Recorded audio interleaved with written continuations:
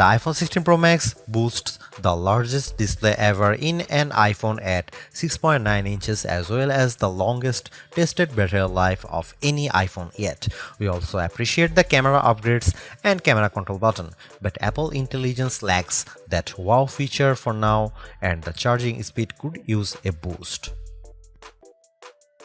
I have been a Pro Max user for years since the iPhone 11 Pro Max, but after testing the new iPhones, I'm actually torn about the iPhone 16 Pro Max. It has the largest display ever of any iPhone at 6.9 inches. Yes, the thinner bezels help keep the device somewhat compact, but it is still taller, wider and heavier than the iPhone 15 Pro Max, which I thought was the near perfect size and weight for a big screen phone. I have gone from feeling like I cheated the system to feeling slightly cheated. This might be an unpopular opinion, but I think the new Pro Max is a little too big, at least for my hands. It's more of a stretch now to do simple things like scrolling through web pages or TikTok, and once you put a case on your iPhone 16 Pro Max, it's like a mini tank. The good news is that the Pro Max is built to be more durable. In addition to having a titanium band, Apple claims that the improved ceramic shield display on this model is 50% tougher than the last generation. We can't drop these units, but on paper it's encouraging. The iPhone 16 Pro Max comes in 4 colors: titanium white, titanium black, natural titanium, and desert titanium. Our iPhone 16 Pro came in the natural, which looks fairly modern, but I prefer the desert color as it pops more. The iPhone 16 Pro and Pro Max displays don't get any upgrades in terms of brightness or refresh rate, but they are still among the best OLED panels on a phone. The only main difference is that the screens can scale down to a minimum of 1 nits, which means you can use your phone in bed without disturbing anyone else and get an even dimmer alarm clock. Otherwise, the new iPhone 16 Pro Max screen is largely the same, allowing the Pixel 9 Pro to surge ahead in terms of brightness. We measured a max of about 1500 nits for the iPhone 16 Pro Max, while the Pixel 9 Pro XL hit more than 2300 nits. Outside in direct sunlight, the iPhone 16 Pro and Pro Max were both dimmer than the Pixel 9 Pro XL, though Google's phone dimmed faster over time in response to the heat. Other than the display size, the biggest design change to the iPhone Pro Max is the addition of the camera control button. This recessed capacitive button on the right side uses haptic to give you feedback, and it launches you straight into the camera. No more having to fumble for the on-screen camera shortcut, and you can now use the action button for another shortcut. This thing is pretty easy to use in both portrait and landscape mode. So what can you do with camera control? A lot, actually. A quick press snaps a photo and a long press starts recording a video, but I'm not a fan of the fact that the video stops when you take your finger off the button. You can also slide your finger across the button to zoom in and out, which is pretty smooth. Not as smooth is the double soft press, which launches a sub-menu of various options, from tweaking the depth and exposure to toggling between multiple photographic styles. Camera control works well, but applying just the right amount of pressure and remembering what a single press and double press do takes practice. I also wouldn't recommend taking macro shots with the camera control, as it shook the camera when I got super close to a subject. The iPhone 16 Pro Max gets a bunch of camera upgrades, starting with a new 48 megapixel fusion camera for the main shooter that's designed to read data faster. The result should be zero shutter lag and faster focus. I took some shots of people passing by on scooters and moving taxis at the same time on the iPhone 16 Pro Max and iPhone 15 Pro Max, and the new iPhone was indeed faster. The results were not necessarily sharper too, as you can see in this side-by-side comparison. Here are some camera samples of iPhone 16 Pro Max.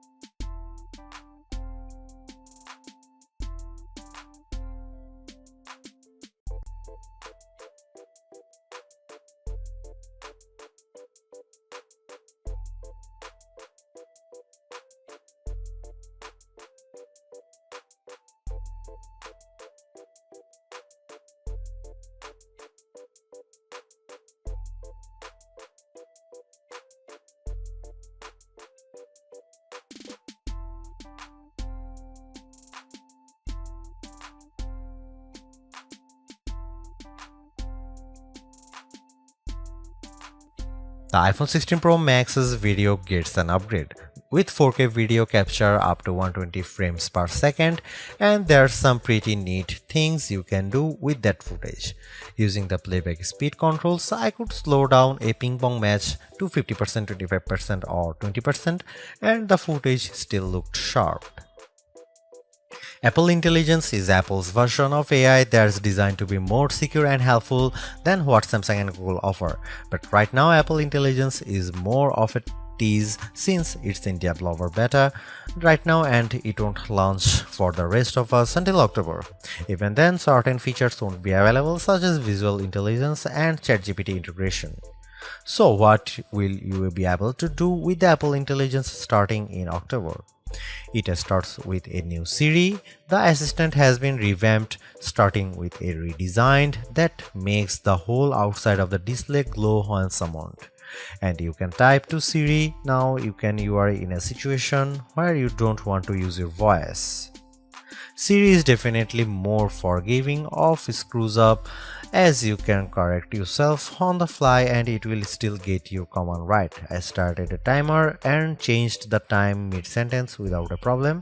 You can also ask follow-up questions and Siri will get for the context. Apple Intelligence also delivers a wide range of writing tools. You can have the iPhone 16 Pro proofread your copy for grammar and word choice, or get help rewriting if you want to go for, say, a more professional tone. For example, I put together a mock email demanding a raise and I got something back that is much more appropriate. You can also have Apple Intelligence summarize long passages of text, as I did with a few notes. I wish you didn't have to select all text first, but I did get a fairly good summary of the key points for my short list of this video.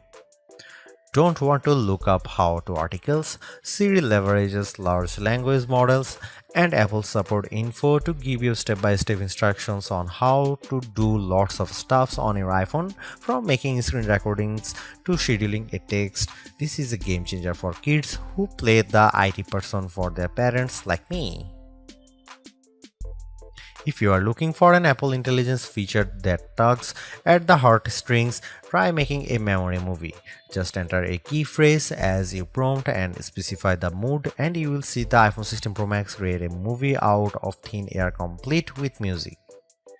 Clean up in the Photos app, a way overdue feature compared to what you will find on the Pixel and Galaxy, but it is still nice to have. You can remove unwanted objects or people in the frame with just a tap. The cleanup feature worked fairly well when I tried to remove a person from a selfie, but you will get the best results if the background isn't too complicated. The iPhone 16 Pro Max features 8GB of RAM and Apple's new A18 Pro chip built on 2nd generation 3nm tech, which blows away the Android competition in CPU performance through not graphics. I was sucked in by the Infinity Nikki game, which was in beta during testing. The open world puzzler has console-like visuals, complete with realistic looking rippling water and smooth animation as you use a special floating dress to jump from one platform to another.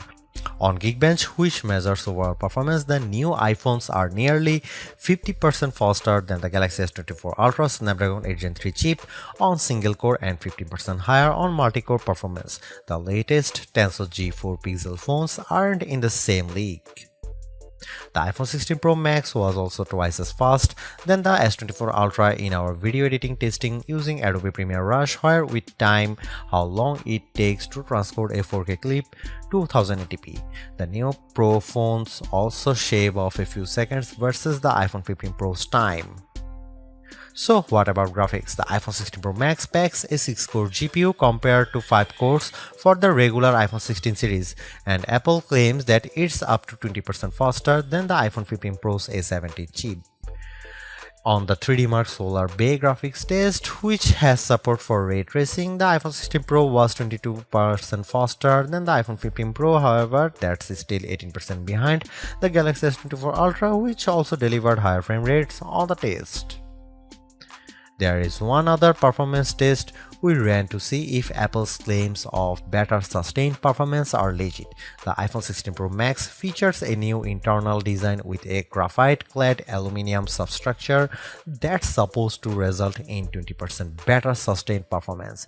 Interestingly, the iPhone 16 Pro Max turned in a very strong so-called stability score of 84% on our 3D Mark Wildlife stress test, which is better than the 75% from the iPhone 15 Pro Max, but the iPhone 16 Pro hit only 66%.